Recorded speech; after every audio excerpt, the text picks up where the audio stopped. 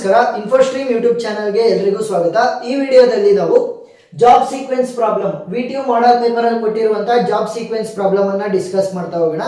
So step by step full marks ಸಿಗೋ ರೀತಿ ಯಾವ ರೀತಿ ಸಾಲ್ವ್ ಮಾಡಬೇಕು ಅಂತ ನೋಡೋಣ.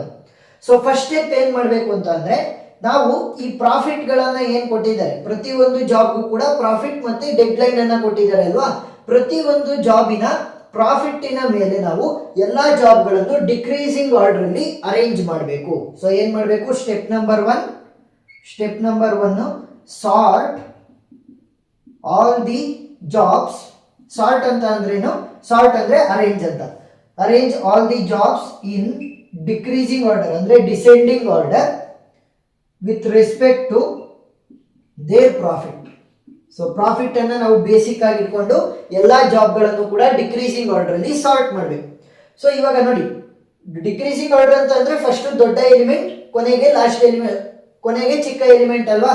ಸೊ ದೊಡ್ಡ ಎಲಿಮೆಂಟ್ ಯಾವ್ದಿರೋದು 100. ಸೊ ಜಾಬ್ ಅದೇ ರೀತಿ ಬರ್ಕೊಳ್ಳಿ. Next profit, next is dead line.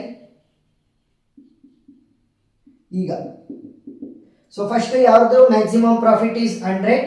So ಅದರ respective job is job 2. Next ಅದರ ಡೆಡ್ ಲೈನ್ ಎಷ್ಟು 2.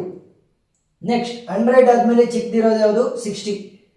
So 60 is job number 1 and it's respective dead line is 2. 60 ಆದ್ಮೇಲೆ ಸ್ವಲ್ಪ ಕಡಿಮೆ ಇರುವಂತದ್ದು 40. ಸೊ ಅದು ಜಾಬ್ ಎಷ್ಟು, job number 4, dead line is 1. Next job 3 ಮತ್ತೆ ಜಾಬ್ 5 ಎರಡಕ್ಕೂ ಕೂಡ ಪ್ರಾಫಿಟ್ ವ್ಯಾಲ್ಯೂ ಸೇಮ್ ಇದೆ, 20. ಸೊ ಈ ಒಂದು ಕಂಡೀಷನ್ ಅಲ್ಲಿ ಏನ್ ಮಾಡಬೇಕು, ಯಾವಾಗ ಎರಡು ಅಥವಾ ಎರಡಕ್ಕಿಂತ ಜಾಸ್ತಿ ಜಾಬ್ಗಳಿಗೆ ಸೇಮ್ ಪ್ರಾಫಿಟ್ ವ್ಯಾಲ್ಯೂ ಇದ್ದಾಗ, ಅಂದ್ರೆ ಟೈ ಆದಾಗ. ಸೊ ಟೈ ಆಗಿದೆ ಅಲ್ವಾ, ಇವರಿಬ್ರು ಮಧ್ಯೆ ಸೇಮ್ ಪ್ರಾಫಿಟ್ ಇರೋದ್ರಿಂದ ಸೊ ಅವಾಗ ಏನ್ ಮಾಡಬೇಕು, ಯಾರ್ದು ಡೆಡ್ ಲೈನ್ ಕಡಿಮೆ ಇರುತ್ತೆ ಅವರನ್ನ ಫಸ್ಟ್ ಸೆಲೆಕ್ಟ್ ಮಾಡ್ಕೋಬೇಕು. ಸೊ ಇವಾಗ ಜಾಬ್ 3 ಗೆ ಡೆಡ್ ಲೈನ್ ಈಸ್ 3, ಜಾಬ್ 5 ಗೆ deadline is 1. So shortest deadline ಯಾರಿಗಿರೋದು 1. ಸೊ ಇವಾಗ ಏನ್ ಮಾಡಬೇಕು, ಜಾಬ್ 5 ಅನ್ನ ನಾವು ಸೆಲೆಕ್ಟ್ ಮಾಡ್ತೀವಿ with the profit of 20 and deadline is 1. So ಇನ್ನ ಕೊನೆಗೆ ಉಳಿದಿರುವಂತದ್ದು ಜಾಬ್ 3 ಮಾತ್ರ. ಸೊ ಅದರ profit is 20 and deadline is 3. So first step ಮುಗೀತು. ನೆಕ್ಸ್ಟ್ ಯಾವ ರೀತಿ ಪ್ರೊಸೀಡ್ ಮಾಡಬೇಕು ಅಂತಂದ್ರೆ, ನಾವು ಎಷ್ಟು ಜಾಬ್ಗಳ ಸೀಕ್ವೆನ್ಸ್ ಅನ್ನ ಕಂಡುಹಿಡಿಬೇಕು ಅಂತ ಗೊತ್ತಾಗೋದು ಈ ಸ್ಟೆಪ್ ಅಲ್ಲಿ. ನೋಡಿ ಇಲ್ಲಿ ಡೆಡ್ ಲೈನ್ ಎಷ್ಟಿರೋದು ನೋಡಿ, maximum dead line value is 3 ಅಂತ ಅಂದ್ರೆ ನಾವು 3 ಜಾಬ್ಗಳಿಗೆ ಸೀಕ್ವೆನ್ಸ್ ಅನ್ನ ಕಂಡುಹಿಡಿಬೇಕು. ಏನು, 3 ಜಾಬ್ಗಳಿಗೆ ಸೀಕ್ವೆನ್ಸ್ ಅನ್ನ ಕಂಡುಹಿಡಿಬೇಕು, because the maximum dead line is of 3. So ಇವಾಗ ಸ್ಟೆಪ್ ನಂಬರ್ 1 0 ಇಂದ ಶುರು ಮಾಡಿ, 0 1 2 3. ಸೊ ಏನು, 3 ಜಾಬ್ಗಳನ್ನ ಪ್ಲೇಸ್ ಮಾಡುವಷ್ಟು ಜಾಗ ಇರಬೇಕು. ಸೊ ಫಸ್ಟ್ ಜಾಬ್ ಯಾವುದು, job 2, because it is having the more profit. Job 2 ಅನ್ನ ಇನ್ಸರ್ಟ್ ಮಾಡ್ತೀನಿ. ಅದರ ಪ್ರಾಫಿಟ್ ವ್ಯಾಲ್ಯೂ ಎಷ್ಟು 100 ಮತ್ತೆ ಅದರ ಡೆಡ್ ಲೈನ್ ಎಷ್ಟು, deadline is equal to 2. So deadline ಅನ್ನು ಕೂಡ ಬರಬೇಕು.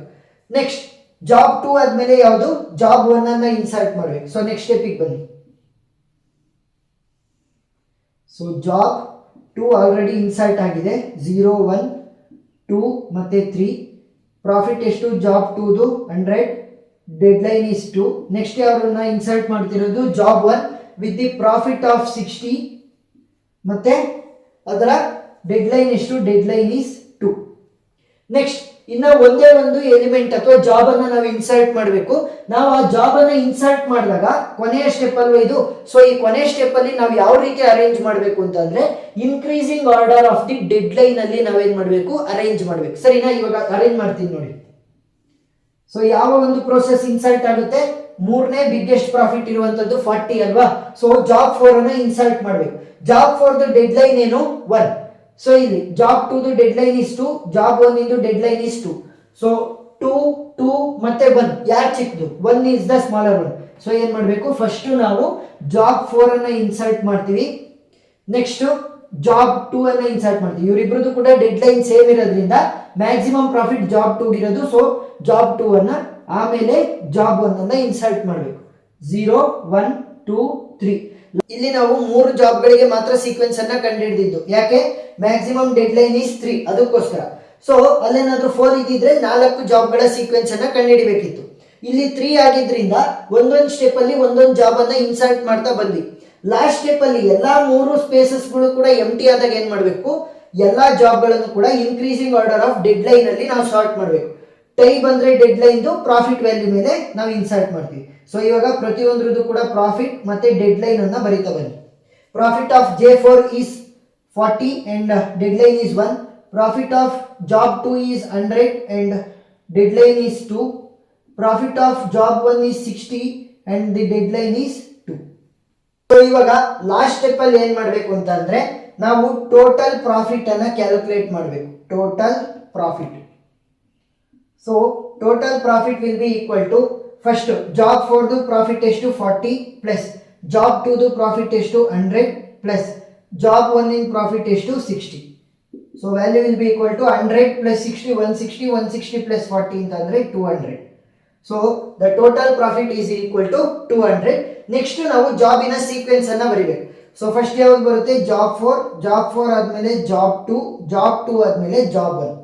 ನಾವು ಯಾಕೆ ಡೆಡ್ ಲೈನ್ ಪ್ರಕಾರ increasing order of the dead line ಅಲ್ಲಿ ನಾವು ಸಾರ್ಟ್ ಮಾಡಿದ್ವಿ ಈ ಒಂದು ಸೀಕ್ವೆನ್ಸ್ ಅಲ್ಲಿ ಅಂತಂದ್ರೆ ನೋಡಿ, ಇವಾಗ ನಾಳೆ ಒಂದು ಎಕ್ಸಾಮ್ ಇದೆ, ನಾಡಿದ್ದು ಒಂದು ಎಕ್ಸಾಮ್ ಇದೆ, ನೀವು ಯಾವ್ದಕ್ಕೆ ಫಸ್ಟ್ ತಯಾರಿ ಆಗ್ತೀರಾ? ನಾಳೆದಕ್ಕಲ್ವಾ?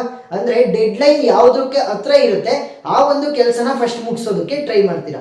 ಅದೇ ಕಾನ್ಸೆಪ್ಟ್ ಇಲ್ಲಿ ಅಪ್ಲೈ ಆಗ್ತಿರೋದು. ಜಾಬ್ 4ಗೆ ಇನ್ನು ಒಂದಿನ ಡೆಡ್ ಲೈನ್ ಇದೆ, ಅದನ್ನ ಫಸ್ಟ್ ಮುಗಿಸ್ಬೇಕಲ್ವಾ? ಸೊ ಅದಕ್ಕೋಸ್ಕರ ಮುಗಿಸಿದ್ದು.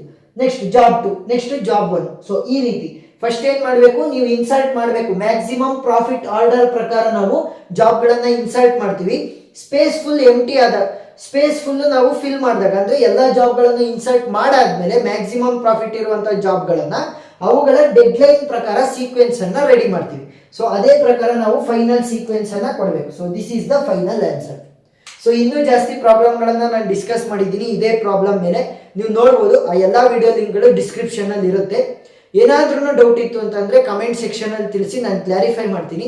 ಇನ್ನೂ ಡೌಟ್ ಇತ್ತು ಅಂತಂದ್ರೆ ವಾಟ್ಸ್ಆಪ್ ಗ್ರೂಪ್ ಲಿಂಕ್ ಅನ್ನ ನಾನು ಡಿಸ್ಕ್ರಿಪ್ಷನ್ ಅಲ್ಲಿ ಕೊಟ್ಟಿರ್ತೀನಿ. ನೀವು ವಾಟ್ಸ್ಆಪ್ ಗ್ರೂಪ್ ಅನ್ನ ಜಾಯಿನ್ ಆಗಿ ಕೂಡ ನನಗೆ ಡೌಟ್ಸ್ ಅನ್ನ ಕೇಳಬಹುದು, ನಾನು ಕ್ಲಾರಿಫೈ ಮಾಡೇ ಮಾಡ್ತೀನಿ.